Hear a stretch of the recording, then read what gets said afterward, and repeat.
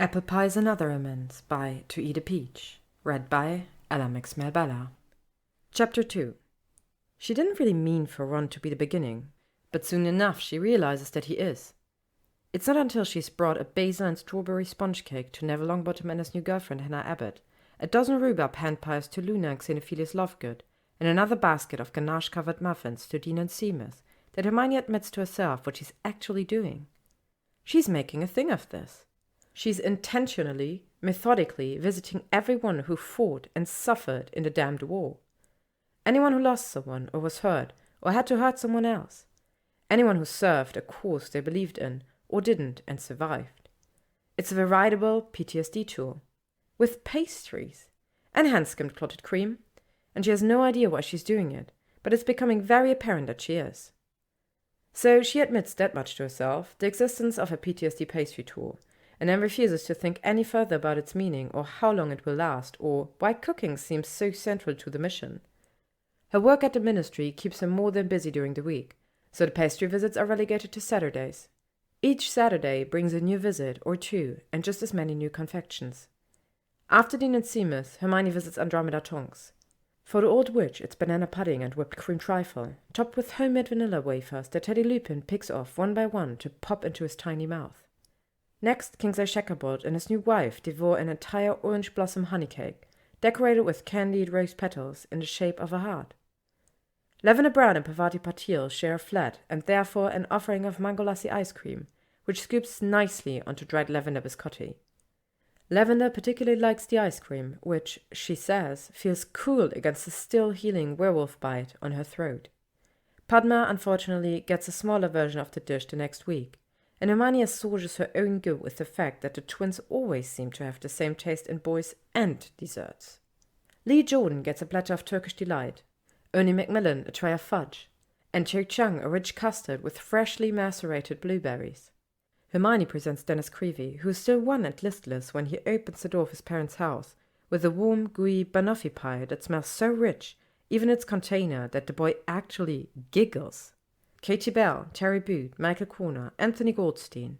Every member of the DA receives some decadent treat, created during the wee hours of the morning in Hermione's kitchen. Cormac McLaggen, however, gets a relatively bland mincemeat pie, and she pretends to accidentally dodge his thank you hug. For Madame Rosmerta, it's a rum cake, obviously. Hermione gives Hagrid the largest pumpkin pie she could possibly make in her standard-sized oven, and he still finishes it in 2 bites. Headmistress McGonagall eats her eclair with a controlled kind of zest, and then tells Hermione to call her Minerva from now on. This makes Hermione cry, which in turn makes Minerva, well, sniffle wetly. Before she leaves Hogwarts that day, Hermione hands Irma Pince some quince paste scones.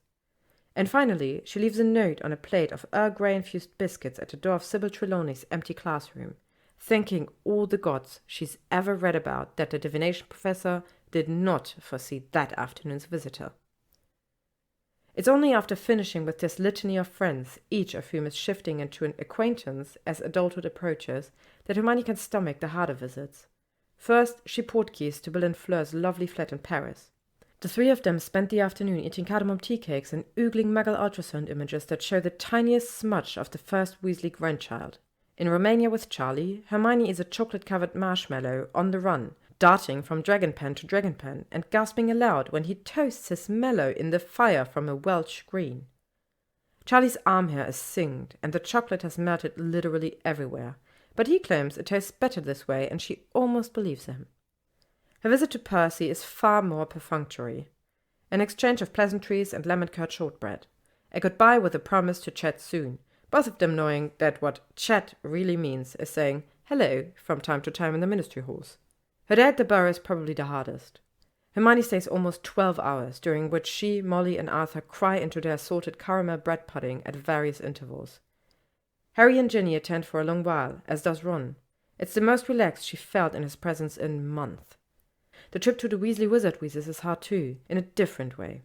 At first, George seems manic, refusing to rest but instead dragging Hermione from gadget to gadget, displaying his newest inventions. Finally, when the front doors are shuttered for the night and she transfigured 2 exploding snap crates into comfortable wingback chairs, he agrees to sit and eat the first savory thing she's ever made. The quiche stands over 7 centimeters tall, surrounded by a flaky gold crust and filled with goat cheese, mushrooms, sun-dried tomatoes, and loads of ham. George actually moans after the first bite. Before they've each finished the second slice, he's laughed at least 8 times and sniffled once. Unlike his parents, he doesn't fully cry. But when Hermione leaves, he clutches her hand so hard her knuckles pop. The weekend after George, she stays home and decidedly out of her kitchen. But her downtime feels restless, and damn it, she knows why. This isn't over, not really. Because by Merlin, she's Hermione Granger, and she's already committed to visiting everyone on this PTSD pastry tour, even the unpleasant characters. Sitting in her squishiest reading chair with her favorite cup of tea, Hermione asks herself why she saved these people for last. Why she didn't just start with the baddies and then move on to better and brighter. Taking a contemplative sip, she reasons that it's similar to why she always studied her favorite subjects first at Hogwarts.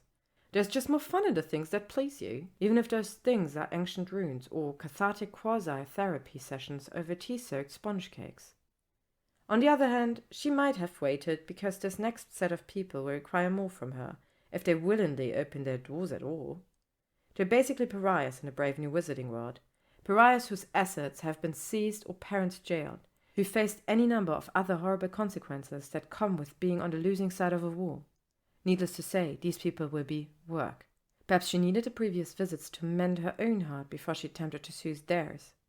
Or maybe she just waited because these particular people were prejudiced jackasses in the past, and she intentionally took this long to hone her baking skills so that they resemble the shop knives she now wields, metaphorically slicing through her old enemies with pie, as it were. Ultimately, it doesn't really matter why she waited. She's going through with this part of the tour regardless. For self-preservation purposes, Hermione decides to start easy.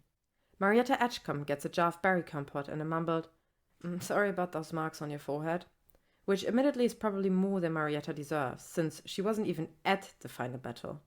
Rita Skeeter finds an anonymous basket of saffron-poached pears on her desk at the Daily Prophet, pears that may or may not also contain the tiniest infusion of Veritaserum.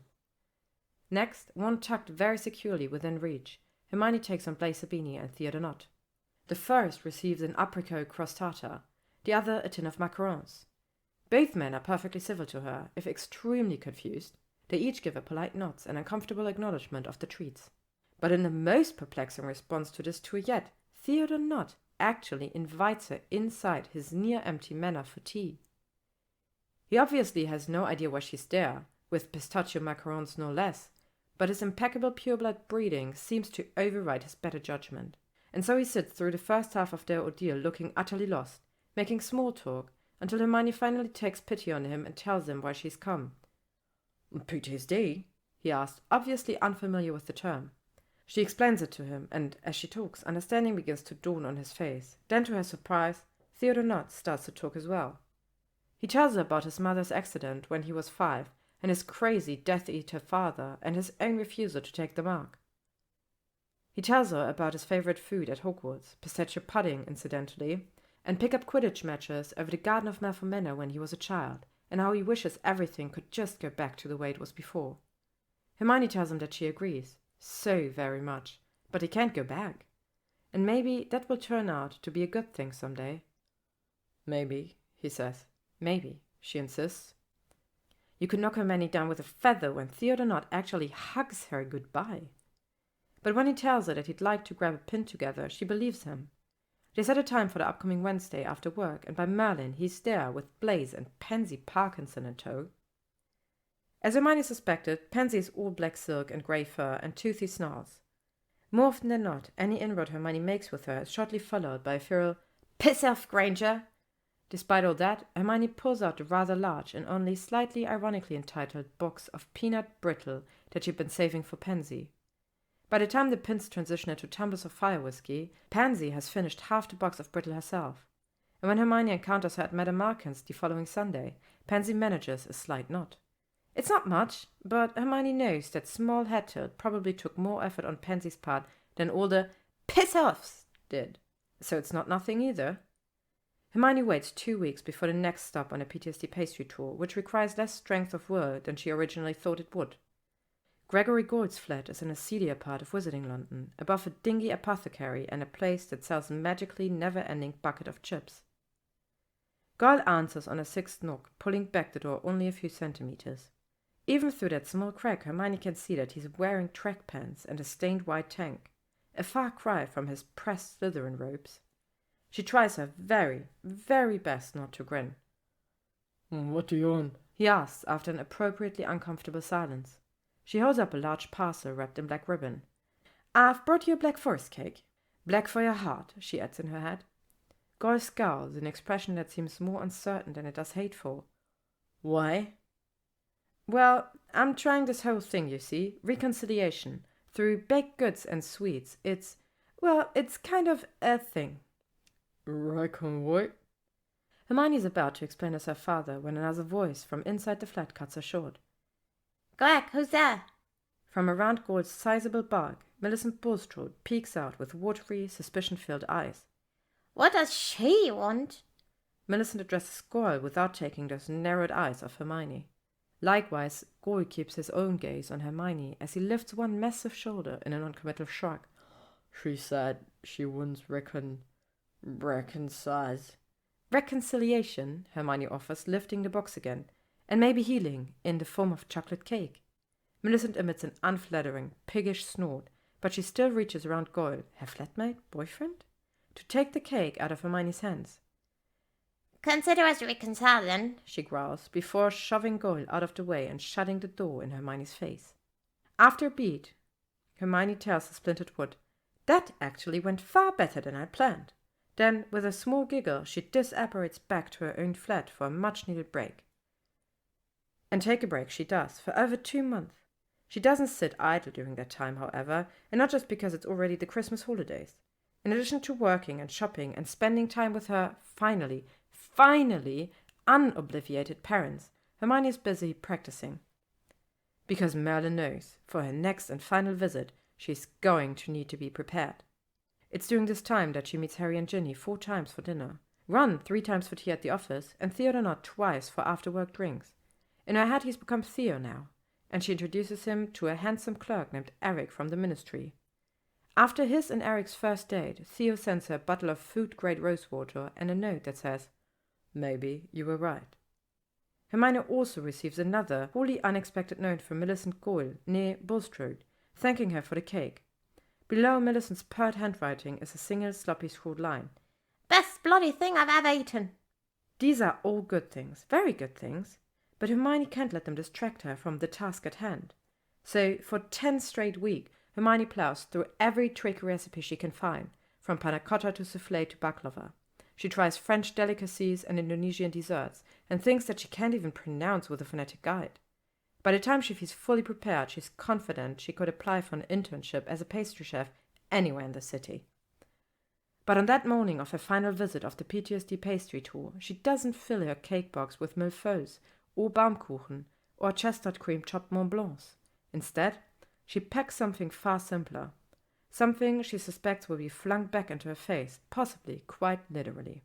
Just in case, she decides to wear a waterproof trench over her mauve jumper, wool skirt, and thick tights. It's late February, she chides herself as she dresses. This coat isn't nearly warm enough. And yet, she can't seem to rid herself of the precaution.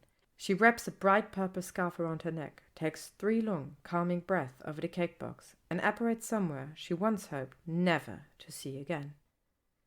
Thank you for listening to this chapter of Apple Pies and Other Amends by ToEatAPeach, read by Mabella. If you would like to stay up to date on upcoming chapters and releases, you can follow me on YouTube, AO3, or Tumblr. Thank you to all of you for listening.